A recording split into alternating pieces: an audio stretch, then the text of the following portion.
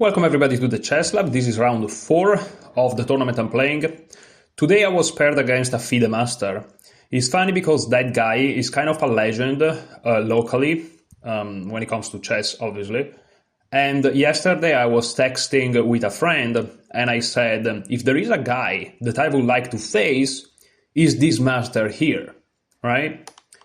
And few minutes later, I was refreshing the page to see the pairings. The website updated, and that was the pairing. I was shocked. So I'm against a guy that, it's very inspirational. He was offered to become a professional chess player by an important Italian bank like decades ago. So we are talking about somebody that in his prime was a monster. He decided to decline that offer, to not become a professional player and to just part ways from chess for quite a while. So he never became like a grandmaster or anything. He's only a Fide master, but a legend. So okay, I played the knight f3. And he played d5. I have my ice cream here. I'm gonna eat an ice cream as well. I played g3, knight f6, bishop g2, and here bishop f5. So, if my opponent played c6, castle, bishop f5, after c4, e6, we are back in the usual lines of Nate Solon's course.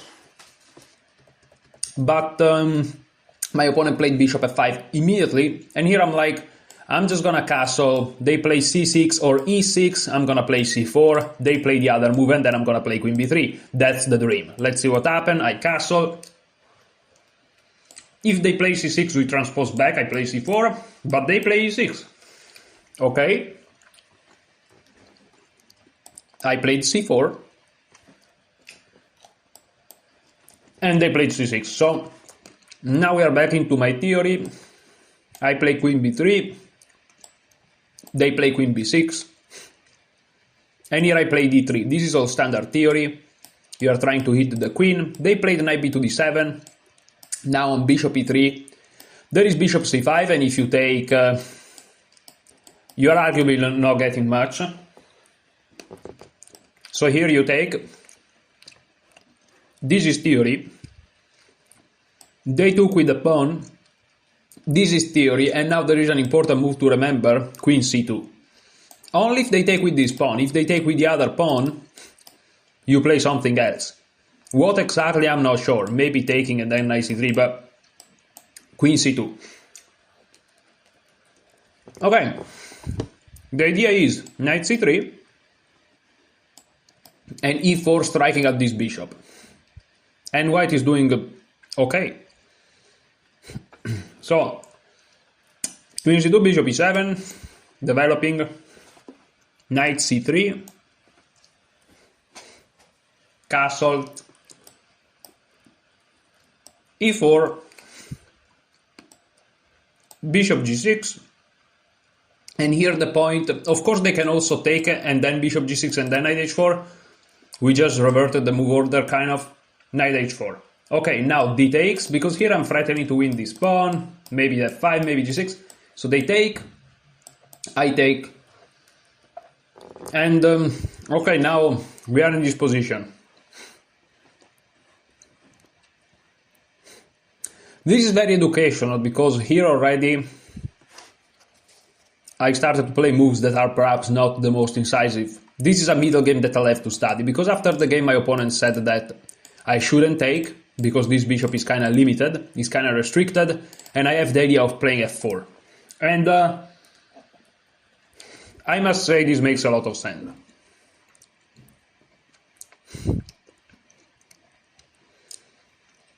It's not too obvious to engineer the move f4.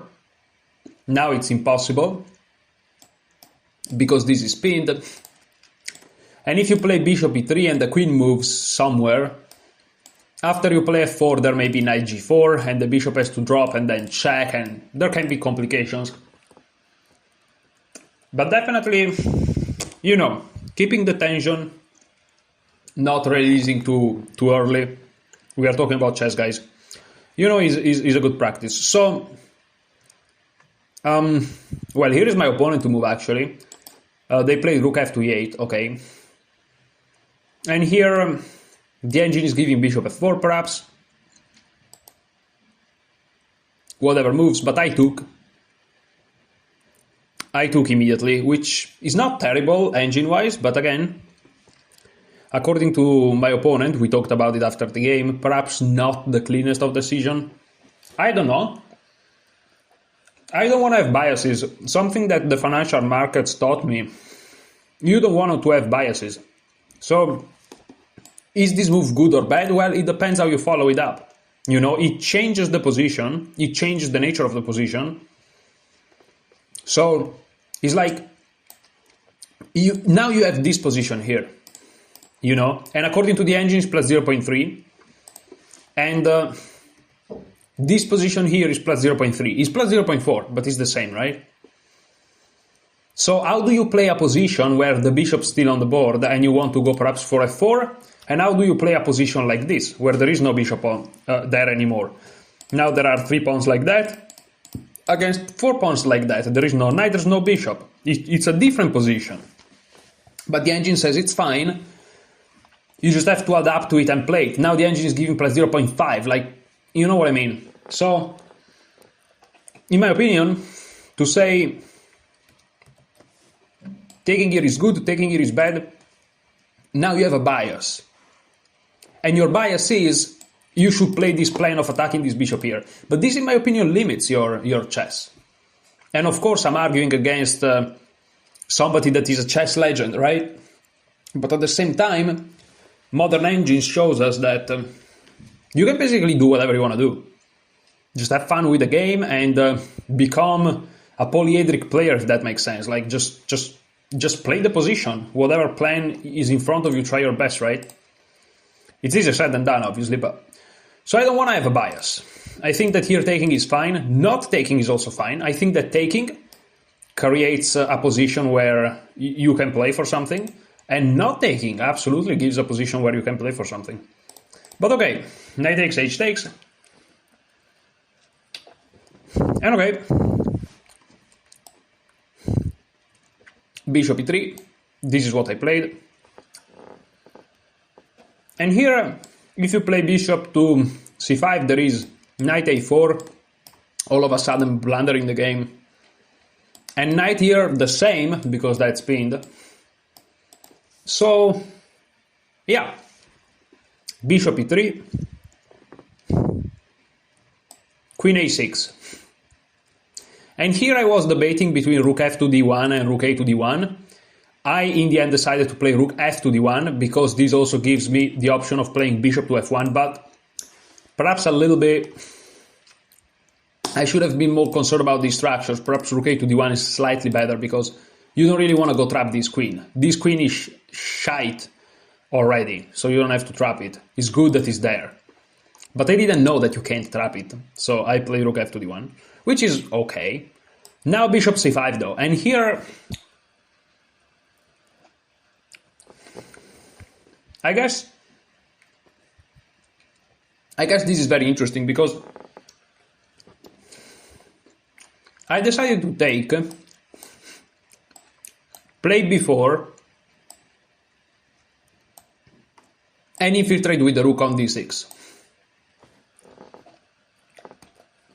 Which, this move here, in my opinion, is the mistake I made.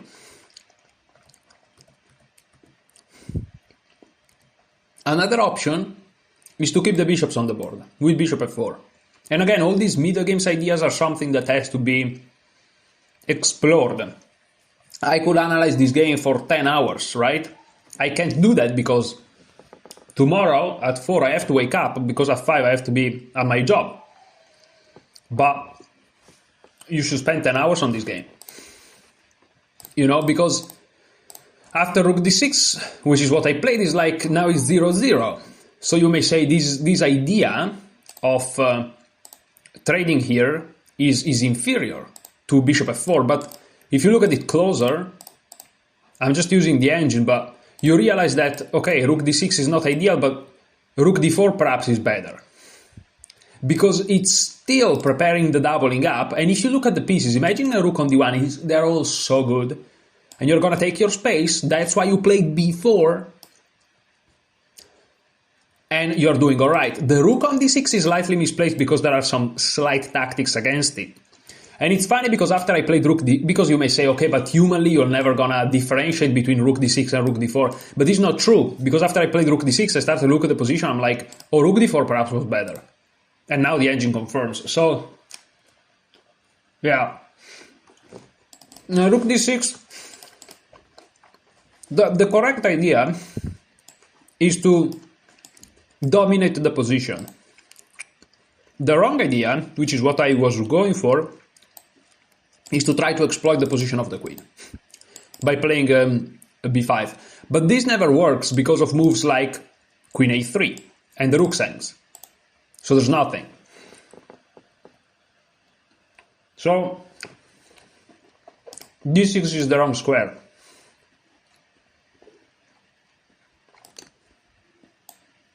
My opponent played knight d5, which is also not super precise. The engine prefers queen b6, which I was thinking about, because the point is, now this hangs, and if I push, there may be queen c5. I'm not sure about that, but yeah, now the engine confirms, minus 0.2. So, yeah, queen b6. Here I had to play queen b3, which I saw in the game, and after rook a to d8, rook a to d1.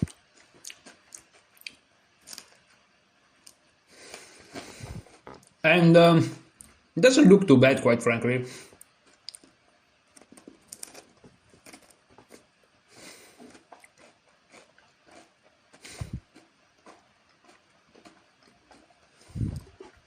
That is around equal. Okay, 95 is probably also around equal. Here the best move is 95, exploiting this. I saw that as well.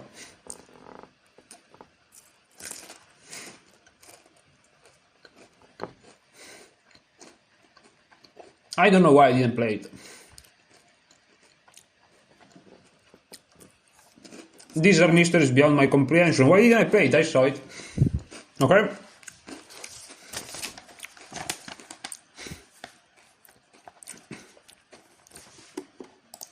I played knight a4.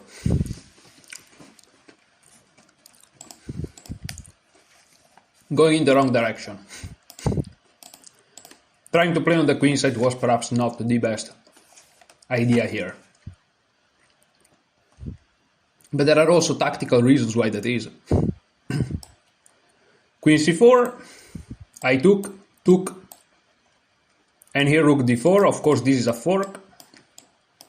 I can save both. Now knight a3, threatening this. I can't go here because, you know, and here rook d3 was best. But okay, after knight to c2, I'm not sure. Sorry, rook d2 here, rook c1 here, rook b3, okay. a5, but even here, sorry. Oh no, here gets trapped. So a5, now a3. And if the knight goes back, you take. And you can take here, but you take here, and even here, like, the position collapses not really, this is +1. Sorry if I'm not commentating, it's basically like a flow of thoughts, but I was looking at positions kind of like this, and I'm like, how do I evaluate this? Like, what is this? How do you evaluate something like this? This is beyond the scope of what I'm studying. I'm just studying opening theory in the end of the day. I shouldn't even be managing to play games like I'm playing. You'll see the result in a second. It's a good result, okay? I have to tell you, otherwise it doesn't make sense. Who cares about spoilers? We're not entertaining here, we are educating. I drew the game. I drew this game. This is a Fide Master rated 2126. He's more on the older side when it comes to chess, so. But listen, I'm playing well, but I shouldn't be drawing a guy like this. I'm only studying some opening lines, dude. Just trying to figure out some very vague middle game ideas. I shouldn't be playing the way I'm playing. I'm earning 10 points, 10 FIDE points. I'm having a performance of like 2050 or something. I shouldn't be playing like this. Okay? Like, and so when I don't play when I can't analyze, if I can't evaluate this position, you may be like, oh, come on, why can't you evaluate this? But this is because I'm not having a catastrophic event. Right? And so you assume that I'm playing decent. And you may assume that I'm decent. But I'm not decent. I should be losing all the games. And you may say, but yesterday in the video you said you see improvements. Yes, and I stand by it. But like, how? I'm just adding opening lines, dude.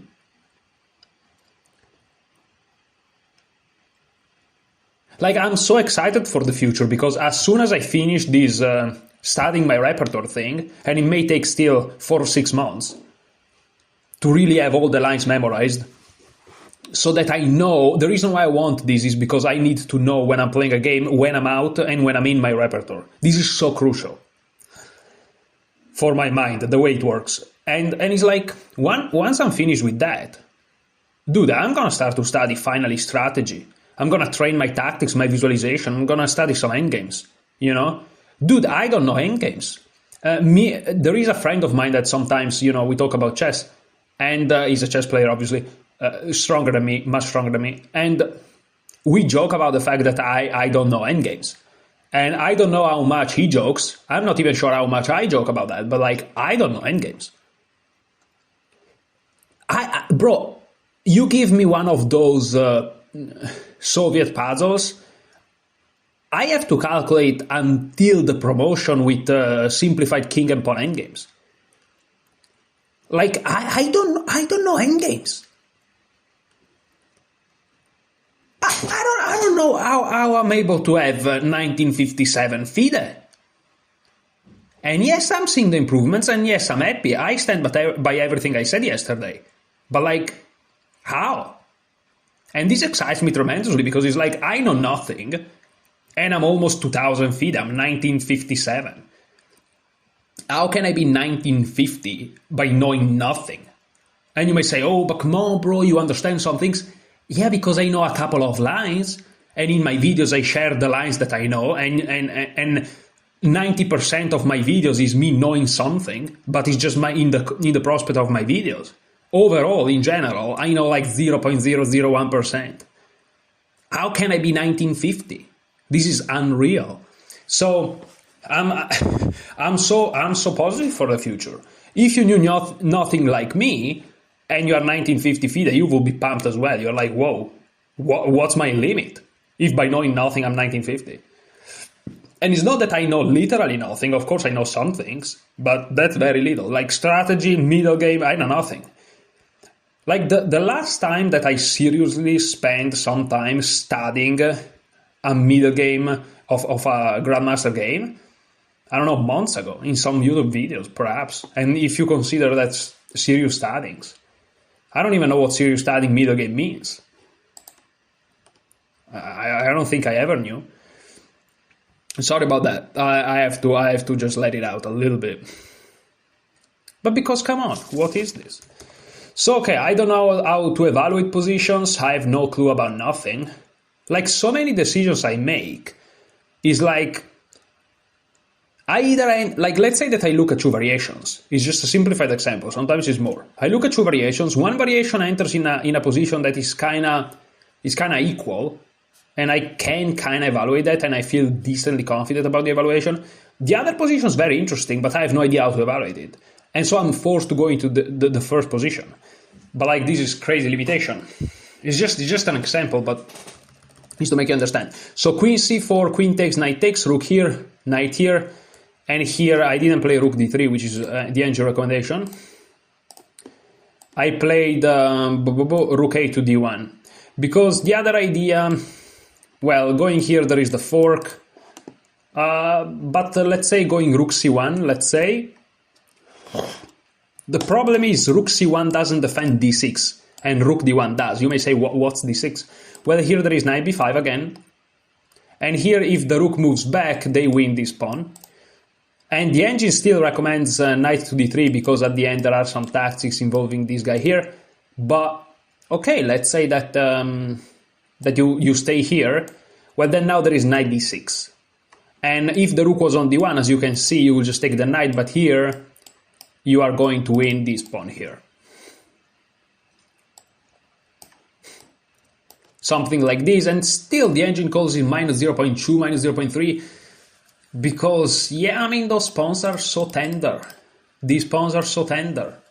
Knight takes c5, rook takes c5, and what are they gonna do about b5? b5 just makes everything collapse. a6, okay, a4, and you're about to play b5. It disintegrates the position. So, even if things comes to worst, it's not clear if black is really pushing for anything, but they arguably are, but concretely speaking, then it's difficult. But okay, rook a to d1, and here my opponent played knight b5. And here I played, again, rook 4 to d3 is engine best, but I played here. And here the best move is probably rook a to d8. And here black can actually try to have some activity. But my opponent decided to repeat. And here I played the rook to c3, knight b5, and here rook c to d3, rook to e3 is something that I perhaps wanted to play. But I understood, or at least I thought that my opponent would go for the draw if I play rook c4, because I don't know, many things. I really felt that. While I was at the board, I'm playing over the board in person. You know, my opponent is in front of me. I don't know, I really felt that he wanted to repeat positions. I really felt that if I went for rook c4, he wouldn't have gone for this, but he would have repeated the position. So I played rook c4, and in fact, he repeated the position. Here, after move 26, knight to a3, he offered me the draw. I accepted it, obviously. Well, not obviously, but because I can also go here, he goes here, and instead of repeating a third time, I go here, right? I can continue the game if I want, but my mindset was, I want to go to sleep, because I'm sleeping very, very little, and it was early, so if I finish early, I go to sleep early. And it doesn't take that many calories to accept a draw. And what if I keep playing? Like, let's say I go here, he goes here, and I go here. Rook a to d8. Like, this becomes crazy now. This becomes crazy. It becomes so complicated. And it's minus 0.2, but even if it was 0.0, it becomes so complicated, so complex. What do you do? Because you have this. Because if you refute the draw, meaning you are trying to win, right? But basically you are trying to mobilize this pawn majority, which is not even sure what you're accomplishing. Because in theory, yes, you have the pawn majority, very nice. But in practice, how do you break? Oh, you'll find a way. Okay. Well, nice arguments right there, but. And they also have their own, like, for example, a very simple line that I saw, a very, very simple line. Here you have bishop f1, but if you go here, let's say, already check, right? And if you go here saying, if you take here, I take here, there is this. And they defend the rook. And even if I could take the rook magically, without blundering my king, they will win anyways. It's just, but of course here I just lose the game. So, you know, I was looking at some very few concrete lines. I'm like, nah. And so I went for the repetition. I accepted the draw. This is a very important game as well because very educational. It really shows a lot of my limits. It really showed a lot of my limits. Like, I don't understand. I don't understand nothing. I don't understand nothing. I understand nothing about the game. Listen, I'm happy, okay? But if I played rook d4, I would have been happier. But I feel like, you know, Don't misunderstand what I'm saying, because you may think that I'm going back to what I said yesterday. No. That's not the case. This is not the case. It's like yesterday I noticed the improvement, and even in today's game there is improvement compared to the way I used to play. It's just that, okay, now I saw the improvement. Okay, we get it. Let's move on. Like, this is my new level now. So this has become the norm. This is now normal. This is how I play. I play on a higher level that I used to. Okay, now this is the level. So now I start to criticize this level. You know what I'm saying? Of course. So yeah, I understand nothing. Like, what am I doing? But okay, it's a clean game. Like, let me delete all the lines. Let me delete all the lines. Let me delete all the lines. And rooks knight a3. Okay, and now I will run an analysis. I'll just run an analysis. Yeah, but it's very educational, right? It's very educational because, like, these positions happen. You know, these positions happen. Many players play these type of games. You know, these in the knight f3 Nate Solomon repertoire. Many people go for this across many levels because it's very intuitive. They want to keep things kind of safe, but also, you know, perhaps going for something. And yeah, things can be optimized so much. You can play chess so much better. You can play chess on such a higher level. There are so many levels to the game. There are so many levels to the game. It's unbelievable. You can play chess so much better. It's unreal. It's unreal how well you can play the game. Like, how poorly am I playing? The only reason why I'm rated the way I'm rated is because my opponents are not like engines, super grandmasters. My opponents are humans like me. And it seems like I'm holding my own. But, like, I can see how limited I am. And this excites me tremendously because it's like, okay, then there is crazy growth. I have to reload the page because, of course, they have problems. Okay, yeah. So 0 mistakes, 0 inaccuracies, 0 blunders from both players because the evaluation never really fluctuated much. The best I got was like plus 0.7. The worst I got was minus 0.4. So, okay.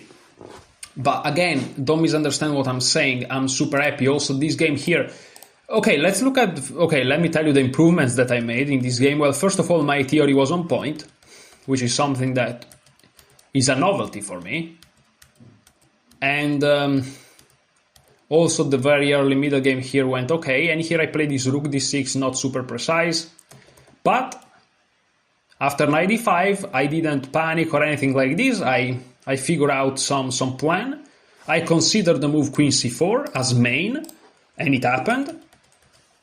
And here I managed to find a way to not drop pawns immediately, and my opponent decided to repeat. And my opponent is a 2126 or something. Yeah, 2126, I think. So if that's enough for a 2126, that's not bad. And I in the end of the day, I'm a 1957. I used to easily lose against 2100s, you know, easily. I can still easily lose against anybody, but you know the point. So big improvements. And also, I was tempted to keep going, keep playing, but I managed to make some concrete decision and very smart decision also tournament-wise, right? It's just round 4. There are still 5 rounds to go. Just quit it here. Don't spend any more calories on this game. Just go home. Just go home. Don't spend more calories on the game. Sleep. So that you are ready to go for round 5, 6, 7, 8, 9. Because let's say that we kept playing and the game lasts 80 moves, grueling game, and let's say I win it. Yeah, then I lose 3 games in a row because I'm dead. Because I'm also working at a job. I have to wake up at 4, and that's my priority, don't forget. This storm is not my priority, guys. My job, obviously, is my priority because that's what I have to do well. My job is not like super complicated, but you have to be a little bit careful not to make some mistakes. And of course, this is something that I cannot allow. So I'm not, you know, I don't want to miss poke, but I'm not focusing 100% on chess. And that's absolutely intentional. But also this means that I take some decisions perhaps a little bit differently, which is fine. But okay, very happy about this game. Hopefully I didn't gave you the wrong message that I'm like dissatisfied or anything. No, I'm extremely satisfied. I gained 5 rating points. Now I'm a total of plus 10 ELO. You know, if the tournament ended here, plus 10 ELO. You know, drawing against a Fide master, you know, drawing against a 2100, you know. So I'm very happy. But I'm also realistic. There's a lot of work to do, and that's quite exciting. And also I'm tired. So yeah, that's the end of the video. 30 minutes, 31, okay, fine. Thank you so much for watching. I'll see you tomorrow with the next recap, unless the game is like 5 hours long. Thanks so much for watching. Enjoy your chess.